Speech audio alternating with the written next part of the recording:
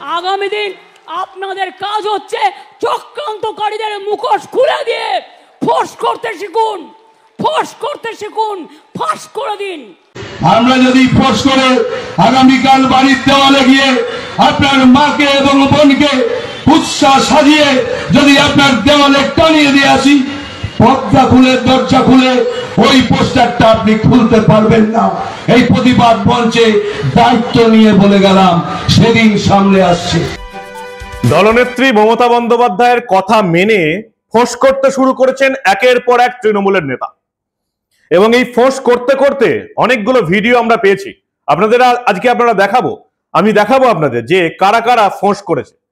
কিন্তু এমন একটা ভিডিও এই মুহূর্তে আপনারা দেখতে পাচ্ছেন যে মমতা বন্দ্যোপাধ্যায়ের কথা শুনে ফোঁস করেছেন তৃণমূলের নেতা, এবং কি হুমকি দিচ্ছেন যে যারা মমতা বন্দ্যোপাধ্যায়ের বিরুদ্ধে কথা বলছে তাদের বাড়িতে, আমার আপনার মা বোনদের বিকৃত ছবি টাঙিয়ে আসবে এবং সেটা খুলতেও দেবে না।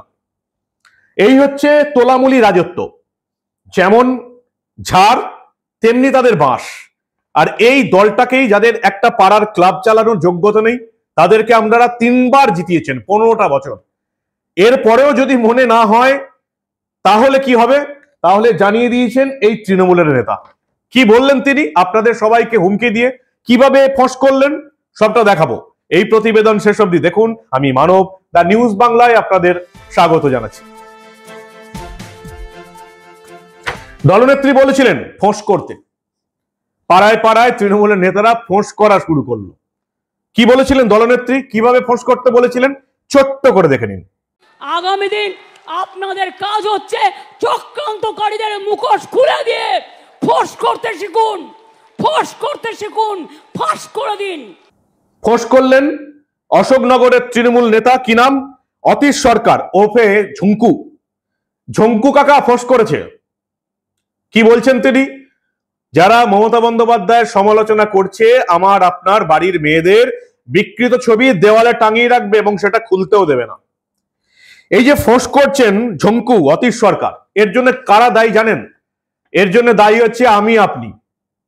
15টা বছর এটা জেনেও যে একটা অপদার্থ, অযোগ্য, একেবারে দুর্নীতিবাজ সরকারকে আমরা ভোট দিচ্ছি, এটা জেনেও আমরা ভোট দিয়েছি। ভোটে রিগিং করেছে, চুরি করেছে, ইভিএম পাল্টেছে, সেসব তো আছেই। সেসব আটকাতে না পারার পেছনে বিরোধী দলগুলোর ভূমিকা রয়েছে, যেখানে সাধারণ মানুষের কিছু করার নেই। কিন্তু আমরা যারা এখনো এই মমতা বন্দ্যোপাধ্যায় তৃণমূলকে ভোট দিচ্ছি, এটা জেনে ভোট দিচ্ছি যে কোনো দিন এই আগুন আমাদের পিছনে লাগবে। আমি এই বারবার বলেছিলাম না আপনাদের, যে আগুন যেদিন নিজের পেছনে লাগবে সেদিন বুঝতে পারবেন কত বড় ভুলটা আপনারা করে চলেছেন। আগুন আপনাদের পেছনে লেগে গেছে। এবার আপনাদের বাড়ির দেওয়ালে আপনাদের এই মা বোনেদের বিকৃত ছবি দেওয়ালে টাঙানো থাকবে, তৃণমূল টাঙাবে এবং আপনাদের খুলতে দেবে না। কি বলছেন অতীশ সরকার ফোঁস করে, শুনুন আপনারা। এই রাতের চেয়ে অন্ধকার এই পশ্চিমবঙ্গকে ফিরিয়ে আনবেন না। মমতা বন্দ্যোপাধ্যায়কে ফেসবুকে গালাগালি করছে, বিভিন্ন ভাবে মমতা বন্দ্যোপাধ্যায়ের মতো জনগণ নেত্রীকে আপনারা ফেসবুকে প্রতিদিন অসভ্য ভাষায় গালিগালা করছি। মমতা বন্দ্যোপাধ্যায় বলেছেন একটু তো ফোর্স করতে। আমরা যদি ফোর্স করে আগামীকাল বাড়ির দেওয়ালে গিয়ে আপনার মাকে এবং বোনকে উৎসাহ সাজিয়ে যদি আপনার দেওয়ালে টানিয়ে দিয়ে আসি, পর্দা খুলে দরজা খুলে ওই পোস্টারটা আপনি খুলতে পারবেন না।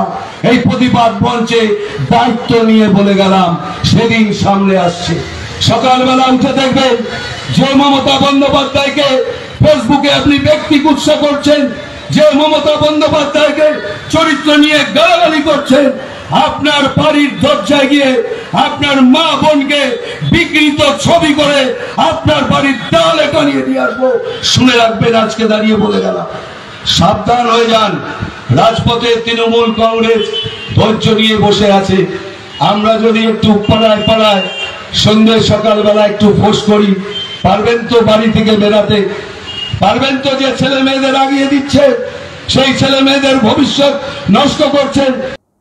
এই অতীশ সরকার ওরফে ঝঙ্কু, অশোকনগরের 12 নম্বর ওয়ার্ডের প্রাক্তন কাউন্সিলর এই অতীশ সরকার ওরফে ঝঙ্কু। এখন সেই ওয়ার্ডে তারই স্ত্রী কাউন্সিলর, মানে বুঝতেই পারছেন বউকে কাউন্সিলর করে যাবতীয় ক্ষমতা নিজের পকেটেই রাখা। এইসব জিনিসপত্র আর কতদিন চলবে? অতীশ সরকার বলছে আমরা যদি ফোঁস করি, আপনাদের বাড়ির মা বোনদের কুৎসা রটিয়ে দরজায় টাঙিয়ে দিয়ে আসি, তাহলে সেই পোস্টার খুলতে পারবেন না। সেদিন আর বেশি দূরে নেই। কি করা উচিত? এইসব পাতি পাড়ার গুন্ডাগুলোকে উচিত এর কাছের থানাতে এর বিরুদ্ধে একটা এফআইআর করা, এবং মমতা বন্দ্যোপাধ্যায়, দলদাস এবং চটিচাটা পুলিশ যারা সোশ্যাল মিডিয়া গিয়ে পুলিশের মান সম্মান উদ্ধারের চেষ্টা করছে এবং গালাগাল খাচ্ছে, কলকাতা পুলিশের এই অপদার্থ, কলকাতা পুলিশের পেজ যারা এই মুহূর্তে অ্যাডমিন যারা আছে, আপনারা দেখেছেন কিভাবে ফেক পোস্ট দিয়ে বাংলার মানুষকে ভুল বোঝানোর চেষ্টা করছে। West Bengal police fake post দিয়ে পরের দিন নাস্তানাবুদ হয়ে যাচ্ছে। এই মমতা বন্দ্যোপাধ্যায়, দলদাস, কলকাতা পুলিশ এবং ওয়েস্ট বেঙ্গল পুলিশের উচিত এই লোকটিকে যত তাড়াতাড়ি সম্ভব সুমোটো মামলা করে, কেউ যদি ভয়ে মামলা করতে নাও যায়, একে বাড়ি থেকে তুলে নিয়ে এসে গারদে পোড়া এবং এর বিরুদ্ধে মামলা করা। যে এই হুমকিটা দিতে পারে, বাংলার মা বোনেদের বিকৃত ছবি তারই বাড়ির দেওয়ালে টাঙিয়ে দিয়ে আসবে, তার সভ্য সমাজে ঘোরাফেরা করার কোনো অধিকার নেই। পাড়ার পাতি গুন্ডা ভোটের সময় আপনাদের ভয় দেখিয়ে রিগিং করে। 15টা লোক যদি এর বাড়ির সামনে চলে যান এবং হুমকি দেন, প্যান্ট ভিজিয়ে ফেলবে, আমি আপনাদের কথা দিতে পারি। দেখতে পাচ্ছেন গোটা রাজ্যে কি ঘটছে। 14ই আগস্ট গোটা রাজ্যের মানুষ রাস্তায় নেমে পড়েছে, সরকারের প্যান্ট হলুদ হয়ে গেছে। আর এটা তো একটা পাতি গুন্ডা। 20-25 জন যান বাড়িতে, এবং এই যে মমতা বন্দ্যোপাধ্যায় বললেন ফোর্স করতে হবে, এই ফোর্স করা কাকে বলে? এনার স্ত্রীও কাউন্সিলর, এনার বাড়ি যান এবং এনার স্ত্রীকে বোঝান যে তার কাউন্সিলর পদের সুযোগ নিয়ে তার হাজবেন্ড এই বাংলার মা বোনদের কিভাবে হুমকি দিচ্ছে।